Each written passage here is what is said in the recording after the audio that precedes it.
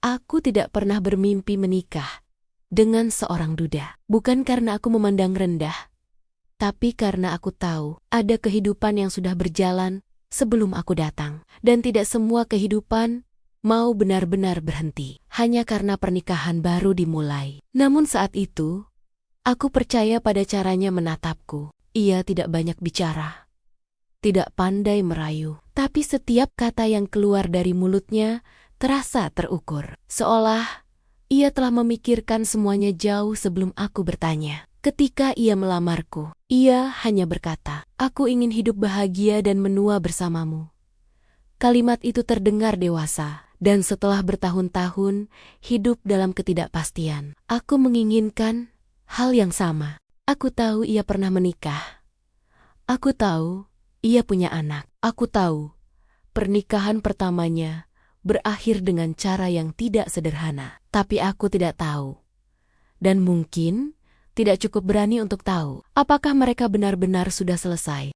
Hari-hari awal pernikahan kami berjalan sederhana. Dia berangkat kerja setiap pagi, aku mengurus rumah. Kami makan bersama, ngobrol seperlunya, lalu kembali ke rutinitas masing-masing. Tidak ada pertengkaran. Tapi entah kenapa, tidak ada rasa hangat yang benar-benar kurasakan. Aku sering menenangkan diriku sendiri. Mungkin memang begini. Tidak semua cinta harus ribut. Tidak semua bahagia harus terlihat heboh. Nama yang tidak pernah benar-benar hilang. Nama itu pertama kali muncul tanpa sengaja dalam percakapan ringan sambil menatap piring makan malam yang mulai dingin. Ibunya bilang, anak itu susah tidur. Ia mengucapkannya tanpa menatapku, seolah sedang membaca catatan di kepalanya sendiri. Aku mengangguk dan berkata, "Oh, hanya itu reaksiku." Karena aku tidak tahu harus berkata apa. Karena aku belum siap mengakui bahwa ada perempuan lain yang selalu punya ruang khusus di antara kami, bukan sebagai pesaing, tapi sebagai masa lalu yang belum selesai. Sejak hari itu, nama mantan istrinya semakin sering muncul. Tidak setiap hari, tapi cukup sering untuk membuatku menyadarinya. Ia menyebutnya dengan nada netral.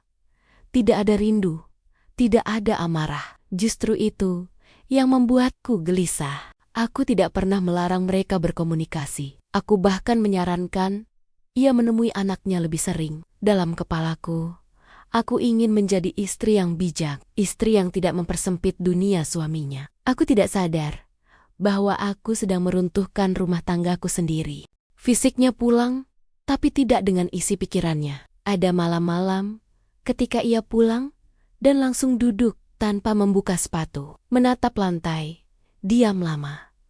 Aku tidak berani bertanya. Aku belajar bahwa pertanyaan bisa terasa seperti tuntutan bagi orang yang sedang lelah. Kami tidur di ranjang yang sama, tapi jarak di antara kami terasa seperti ruang kosong yang tak terlihat. Ia sering membelakangiku. Aku menatap punggungnya, mendengarkan napasnya, dan bertanya dalam hati, apakah ia benar-benar ada di sini? Kadang, ia memelukku, tapi pelukannya seperti biasa.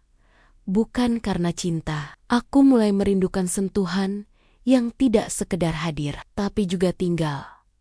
Aku tidak cemburu. Aku hanya merasa tidak ditemani. Rasa bersalah yang tidak pernah kupilih. Ibunya datang suatu sore. Kami minum teh di ruang tamu. Percakapannya ringan, sampai tiba-tiba ia berkata, anak itu sering sakit sejak orang tuanya berpisah. Kalimat itu tidak diarahkan padaku, tapi aku menerimanya seperti sesuatu yang seharusnya kupahami. Sejak hari itu, aku mulai merasa keberadaanku harus selalu dijelaskan. Seolah aku adalah kesalahan dalam hidup seseorang. Aku tidak pernah meminta ia berpisah dengan mantan istrinya. Aku hanya menerima seorang lelaki yang datang kepadaku dengan status bebas. Tapi dalam cerita mereka, kebebasan itu rupanya tidak pernah utuh. Aku mulai menyadari posisi diriku. Aku tidak disingkirkan. Aku tidak dimusuhi. Aku hanya perlahan tidak dihitung. Keputusan-keputusan kecil mulai diambil tanpa melibatkanku. Jadwal, rencana, Bahkan hal-hal sederhana, aku masih istri. Tapi peranku semakin tipis. Seperti cat yang mulai terkelupas dari dinding. Dan disitulah aku mulai paham. Aku menikahi lelaki yang tubuhnya pulang. Tapi jiwanya masih tertinggal di rumah lama. Percakapan yang tidak pernah direncanakan. Aku tidak ingat persis kapan percakapan itu dimulai. Tidak ada tanda khusus, tidak ada ketegangan sebelumnya. Kami hanya duduk di ruang makan, berhadapan dengan sisa makan malam yang hampir tidak disentuh. Ia memutar sendok di piringnya cukup lama, seperti sedang mencari kata yang tepat, atau mungkin menunda sesuatu yang sudah lama ingin ia katakan. Dia bilang, "Aku capek." dan aku pun menjawab sambil menatapnya. Capek kerja, dia menggeleng pelan. Gerakan kecil, tapi cukup untuk membuat diriku mengerti. Lalu, dia bilang, Capek hidup di tengah-tengah. Aku merasa gagal sebagai ayah. Setiap kali anak itu sakit, setiap kali dia menangis, aku tahu itu karena aku pergi. aku ingin mengatakan banyak hal tentang hidup yang tidak selalu hitam putih, tentang perpisahan yang tidak selalu berarti akhir segalanya, tentang kenyataan bahwa ia tidak benar-benar sendiri. Tapi semua itu terasa tak punya tempat untuk diucapkan. Aku hanya mampu bertanya satu hal, dengan suara yang terasa asing keluar dari mulutku sendiri. Lalu, kamu anggap aku sebagai apa dalam semua ini? Ia tidak segera menjawab. Diamnya panjang, bukan diam orang yang sedang mencari kata, tapi diam orang yang sedang memilih untuk tidak memasukkan namaku. Dan saat itu, aku mengerti. Aku bukan bagian dari hidupnya. Setelah percakapan itu, rumah kami berubah, bukan secara fisik, tapi suasananya. Udara terasa lebih berat, seperti ada sesuatu yang belum diucapkan, tapi sudah menuntut penyelesaian. Ia sering pergi lebih pagi, pulang lebih malam, bukan untuk menghindar, tapi seperti orang yang sedang menimbang sesuatu yang tidak bisa dibagi dua. Suatu malam, ia berkata, tanpa pengantar, "Aku ingin mencoba kembali." "Mencoba apa?" tanyaku, meski aku tahu jawabannya. "Menyatukan lagi, demi anak." Ucap suamiku. Aku mengangguk pelan, bukan tanda setuju. Hanya refleks agar kepalaku tidak jatuh lebih dulu. Kalau itu berhasil, tanyaku kemudian. Ia terdiam. Kalau tidak, ia tetap diam. Dan di antara dua keheningan itu, aku menyadari sesuatu yang pahit. Keputusan itu tidak pernah membutuhkan persetujuanku. Aku tidak memohon, tapi aku bertanya. Aku tidak pernah memintanya tinggal. Aku hanya ingin tahu, apakah aku pernah benar-benar menjadi pilihan hidupnya. "Kamu menikah denganku karena apa?" tanyaku suatu malam. Ia menatap lantai. "Karena aku pikir aku siap memulai hidup baru. Dan ternyata aku salah." Aku bertanya lagi, kali ini lebih pelan. "Kalau aku pergi dari hidupmu, apakah kamu akan merasa kehilangan?" Ia tidak menjawab, dan sekali lagi, diamnya adalah jawaban. Hari di mana ia pergi, ia tidak membawa banyak barang. Sebagian besar memang bukan miliknya, atau mungkin sejak awal ia tidak pernah benar-benar menetap. Kami berdiri di dekat pintu, tidak saling menyentuh, tidak juga saling menjauh, seperti dua orang yang sudah kehabisan kata. "Aku tidak ingin menyakitimu," katanya. Aku mengangguk. Aku tahu. Itu bukan penghiburan. Itu hanya pengakuan bahwa luka tidak selalu datang dari niat buruk. Saat pintu tertutup, tidak ada suara keras. Tidak ada tangisan. Hanya bunyi kunci yang diputar. Lalu langkah kaki yang menjauh. Aku berdiri cukup lama, memastikan bahwa keheningan itu nyata. Hari-hari setelahnya berjalan lambat. Terlalu lambat untuk disebut pemulihan. Terlalu sunyi untuk disebut hidup normal. Aku mengemas barang-barangnya sedikit demi sedikit. Tidak ada kemarahan dalam gerakanku. Setiap benda terasa netral, seperti bukti bahwa ia memang pernah ada. Tapi tidak cukup lama untuk meninggalkan jejak mendalam. Aku sering duduk sendirian di ruang tamu, mendengarkan suara jam dinding. Setiap detik terdengar jelas, seolah waktu ingin memastikan aku masih ada. Aku tidak bertanya kemana ia akan pergi. Aku tidak ingin tahu apakah ia bahagia. Yang ingin kupastikan hanya satu hal, bahwa aku tidak lagi hidup sebagai sisipan dalam cerita orang lain. Dan di titik itu, untuk pertama kalinya sejak ia pergi, aku merasa luka masih ada. Tapi aku tahu, aku tidak salah berada di tempat ini. Aku hanya mencintai orang yang belum selesai dengan hidupnya. Aku sering duduk di tepi ranjang, menatap sisi kosong tempat ia biasa tidur. Bukan karena rindu yang mendesak, tapi karena pikiranku belum sempat menerima perubahan. Ada jarak antara kejadian dan pemahaman, dan aku terjebak di tengahnya. Malam hari menjadi bagian tersulit. Tidak ada yang mengajakku bicara, tapi juga tidak ada yang benar-benar pergi dari kepalaku. Aku memejamkan mata dengan pertanyaan yang tidak pernah selesai. Orang-orang mulai bertanya dengan nada hati-hati, dengan wajah penuh simpati, dengan kalimat yang terdengar seperti perhatian, tapi terasa seperti sindiran. Kalian kenapa? Masih bisa dibicarakan kan? Kasihan anaknya.